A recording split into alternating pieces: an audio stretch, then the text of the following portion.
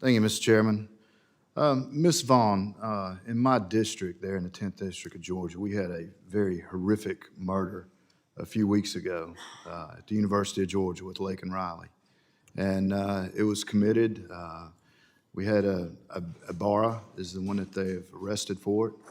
Actually started out crossing the border illegally, was processed, let go, went to New York City, sanctuary city, committed a few crimes, and decided to pack up his enterprise and come to Athens, Georgia, where he continued that, and it escalated. He was actually arrested for shoplifting a few days before he committed the murder, and went from just being released on that to being accused of committing a very heinous murder, which is why we had the Lake and Riley Act, and it passed the House here with bipartisan support. It's sitting in the Senate, where it should pass the Senate. It's a great bill. It's going to give tools to law enforcement to help them contact ICE to do their job, and to give them one more tool where they can just come in and detain and deport these people. And I know you're an expert on immigration issues, and you support the people that come here legally, but not the violent criminals who want to come in and do our country and our people harm, and take advantage of this administration's lack of securing that border. What, in your opinion, can we do to help stop the flow of these violent criminal cartels that are coming in and increasing drug dependency and literally murdering and harming American citizens? Mm-hmm. Thank you for the question. There are a number of things that can be done to address this problem. And many of them are within the realm of the president's authorities for executive action. For example, to resume construction of the border barriers, which do help in areas where they can be patrolled. It's not appropriate all across the border, but it's very helpful at preventing, for example, cartels from moving huge packages of illicit drugs or other contraband through with impunity, it makes it adds response time for the Border Patrol. But really the biggest factor is ending the catch and release policies that are providing the motivation for people around the world to turn themselves and their life savings over to a criminal smuggling organization, because they know that the chances are huge that they're going to be released and allowed to stay here indefinitely. That's what's enriching the cartels. And I think you hit the nail on the head. Immediately what could be done is the administration could reinstate those 8 executive orders that they rescinded, and that would secure that border.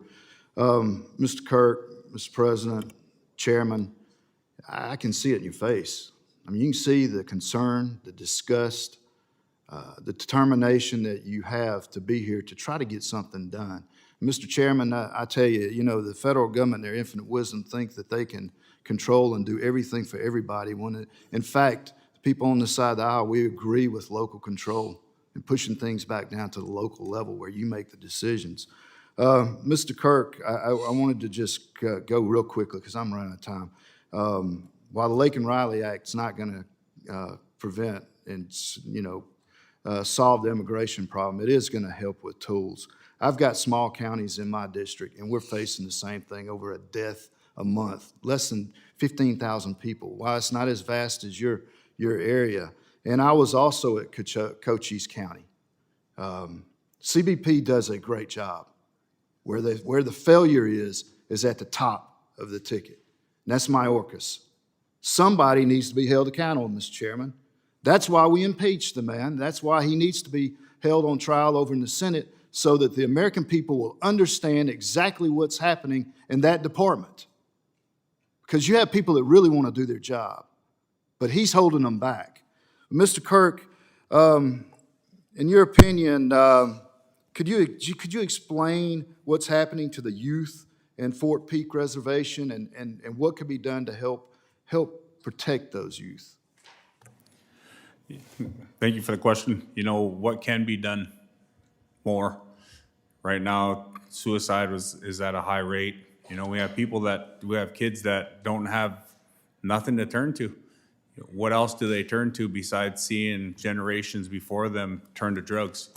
I like what you said, you know, that act contacts ICE to do their job. You said that perfectly.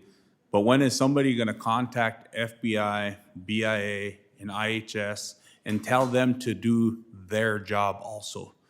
Like you said, you're gonna have them sit in front of you, and I guarantee you what we're saying to you and what they're gonna say are two totally different things, because they truly don't know what's going on in the ground when it comes to Indian country. Mental health services, things for our kids need to happen. And if we wanna save this generation of youth, we need help with behavioral health services, mental health services, better education, better things to do in our communities. And we just need help. Amen, brother. Thank you. Mr. Chairman, I want to, before I yield back, he's making our case for why we need to get rid of Alejandro Mayorkas. He is the head of that ticket, and that agency is not doing their job. With that, I yield back.